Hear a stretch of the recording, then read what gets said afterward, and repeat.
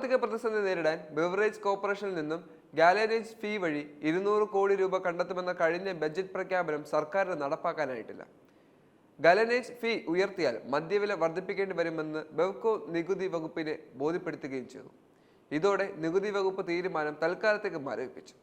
അധിക ഗാലനേജ് ഫീ ഈടാക്കാൻ കഴിഞ്ഞ ഈ സാഹചര്യത്തെപ്പറ്റി ബജറ്റിന് മുന്നോടിയായി ധനകാര്യ വകുപ്പ് നടത്തുന്ന അവലോകനത്തിൽ നികുതി വകുപ്പ് അറിയിക്കുകയും ചെയ്യും.